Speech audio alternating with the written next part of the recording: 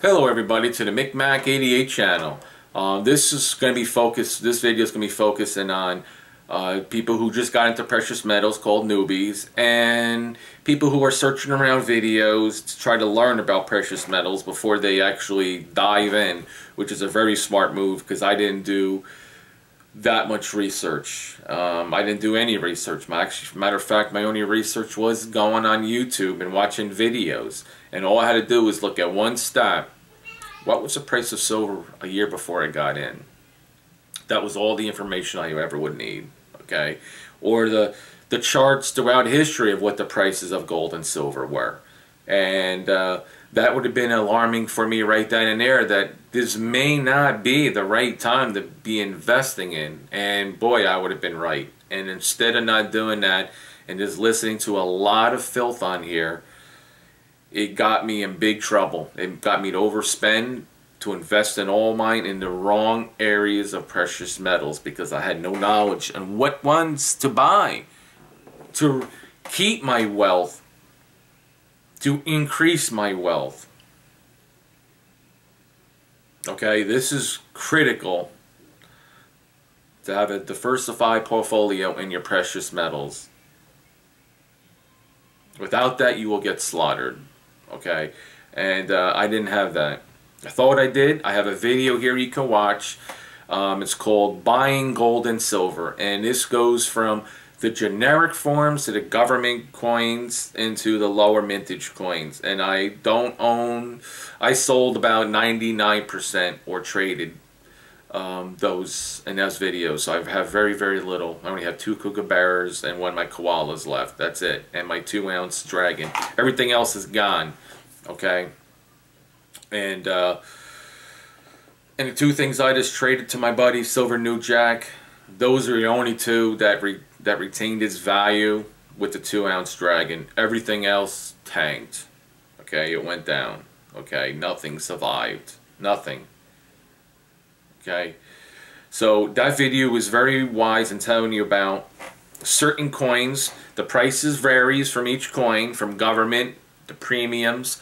So it gives you a great idea on the value of each of these coins. And so it'll be very educational.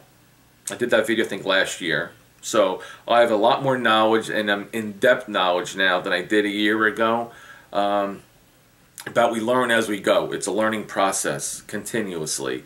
And so generic forms, let's start off with this. The goods and bads with the generic forms.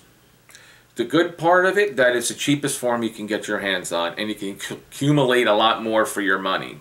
Okay? As a government bullion form, you're not going to be able to accumulate as much because it has more value. But it's also worldwide known, or recognized around the world as American Eagle, Maple Leaf, Philharmonics. No matter what part of the world you go, pretty much the coin dealers understand and know what they are. Instead of you bringing in some APMEX or Providence Metal or some other Scottsdale bar or coin that somebody else may not know what the heck that is. Okay? So that's a good parts and bad parts of the generic form, that if you're not getting the right ones, be less recognizable ones. And the ones that I favored more than any other ones was the Canadian, not the Canadian, excuse me, the right here. This is the ones I like the most. The Buffalo, the Indian head Buffalo. I enjoy that the most. They were the cheapest right now at APMEX. It's 89 cents over spot. But what you got to realize on these coins, that when you're buying these things for a cheaper price, you're also going to get back the cheapest price towards the spot price. And when I sold mine back to APMEX a few months ago, they only gave me 5 cents over spot. Meltdown value. They don't care for them. It's not a high demand, but they're a great thing to buy for a short-term investment. To give you an example, today silver lost over $1 value per ounce. Some today may look at that as a great opportunity to make a few bucks.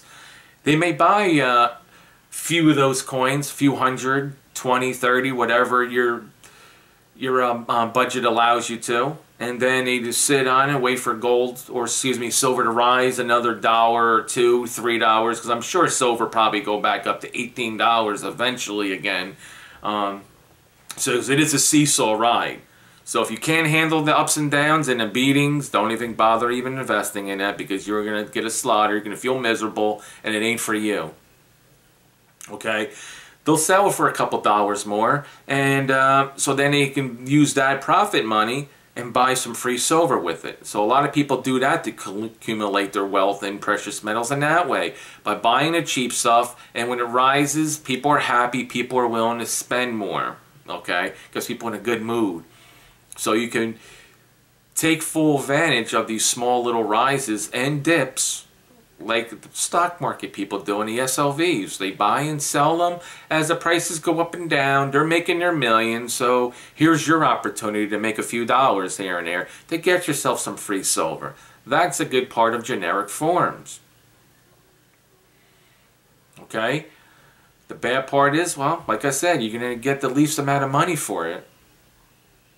Okay, when it comes time to sell. And that's what you need to come up with, a strategy plan of what you're getting, why you're getting into precious metals, what is your goals of getting in, or what you want to get, and what's your plans on getting out of precious metals, where you're planning to sell it to, things of that nature. And it's not all so bright. Let me tell you, those coin dealers next to your house won't even give you what the coin is worth. They got to give you less. And the ones near my house are 85% of what silver price is.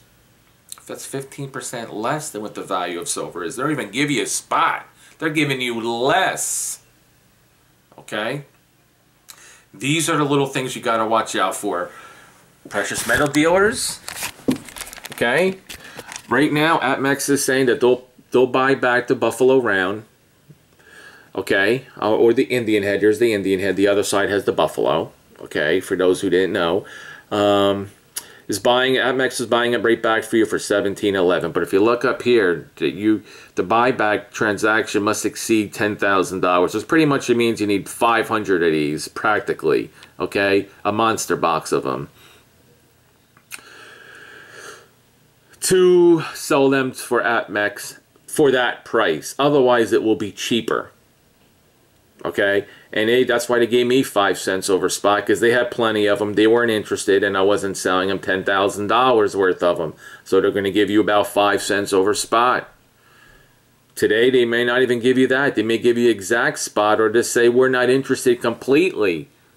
Then you're going to be stuck with that metal in hand and try another dealer. And not all dealers, like Providence Metal, I called them up first before APMEX. They didn't even want to buy half the stuff I had. APMEX bought every kind of silver you had, they'll buy. Whether they're going to give you only 5 cents over spot for it, or what, they buy it from you. Okay? This is what you got to be careful about when it comes time to sell. Not just precious metal dealers, eBay. I mean, how much money are you going to get on these for eBay? $20 per coin, $22. But by the time you pay the 10% eBay fees and then PayPal fees and shipping fees, it's the same thing as this. So you might as well just call them up first and sell it to them. If silver goes to 20, 30 bucks, and hey, you and I can't care about they only give you the spot price of silver, you doubled your money, right? So that's another way you need to look at it. And or at least I looked at it when I first bought it into about $30. Hey, if it hits new highs, they can give me 50 bucks even for it. They don't even have to give me a premium for any of my coins. Just as long as you pay me what the price's value is, I'll be happy. Okay? So that's the great part and the bad part of bullion. Government, I like that a lot more. It's recognized a lot more around the world than it is than any other ones, than the generic forms, and that's why I like that. Yeah, other than that, both of them is really, to me, is a timing game of getting in and getting out. I do not believe it's a long-term wealth strategy. I think that is a terrible strategy, because in a video that I just made last week on silver and transfer of wealth, and I also did a video last week on gold area about precious metals and preservation of wealth, on the gaps in between the times for you to see a return was decades. Decades. Twice in silver, if you watch that video. has been a great transfer of wealth. Okay, in a 9-year period, if you bought it when it was cheaper and then you waited 8-9 years and you saw a huge amount of increase in your wealth. But any between that, disaster. Your wealth has been stolen from the time frame after it hit new highs. Your wealth has been stolen. Anybody who bought it at 2011 where silver has been over $20 until now lost their wealth, plain and simple. And some people are so deep in debt on that, so down in their investment, that they refuse to sell. And all the true, real wealthy investors, which now I'm watching what they're doing or saying what they're doing, how they invest, and what's their tolerance on investment before they get out, is very minimum. Okay, I was like this. Okay, when I bought silver at 28 and when it went to 35, if that silver went down to 30 bucks, they all would jump in the boat. They all gone. Yep, lost $5, done. See ya. See ya. Wasn't for me. Done. And now, if I was smart and did my investment in the beginning and just looked at one chart, instead of coming on YouTube and punching in precious metals, which I got nothing but comments, scam artists that stole millions, literally has taken millions, and this is why I use the word stolen, because they knew the prices were going down, because that's all the prices they can do, because it's a cycle of years of going up and down, and it was past its up and it was going down, and they faked me, you, and a whole bunch of other people out there, and to keep thinking silver's going to keep going up, keep your beliefs up, becoming religion, stay away. Okay, all I had to do was that look chart. What was silver's price the year before? What was the silver price throughout history, to give me an idea of what this investment really is all about? Because that was my first investment, and I didn't do that. I listened to people on YouTube that had suits and ties, talking about this, talking all fancy words, Monty printing, QEs, collapse, this, that. It's all money maker. It's all money makers. Those are words. So beware of those channels and do your research. Look at some of my videos that I did. Look at the history of what those prices have done for the metals, and what time frames it was terrible and what times it was good. And then you can make your own judgment. Is this the right time for you to invest in precious metals? In a generic form? In a government bullion form? Or is it not? It's your choice. I'm just here to help you out, answer your questions, and make sure you get the minimum amount of loss on this investment if that's what happens. If you don't feel comfortable, do not get in. If you get in now when silver's at $17 and it goes down to $15.50 or $15 or $14.50 and you don't like it, sell it. Get out, take your little loss. It was a lot better than taking a massive loss that could most likely come in silver. Then if silver, when it eventually hits 10, because I got another video coming up that says, that's telling me silver's going in single digits in the next few years and probably going to stay there because it's going to die out. But what's to say that doesn't happen to at least another 10 years? So you got a time frame to get back in. You sold at $14 even though you paid $17. Now it dropped down to 10. You can buy back in again with more than what you got from what you lost. So now you're kind of ahead of the game again, because now you got more money or more silver than you had in the beginning.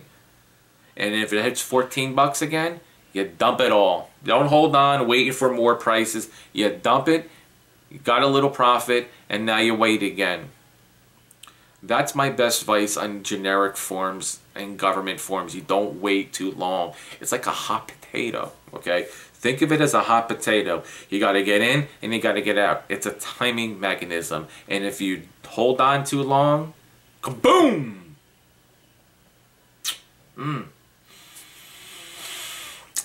Guess you did it wrong. I'm here to answer any of your questions. Feel free to ask them. And good talking to everybody. Thank you.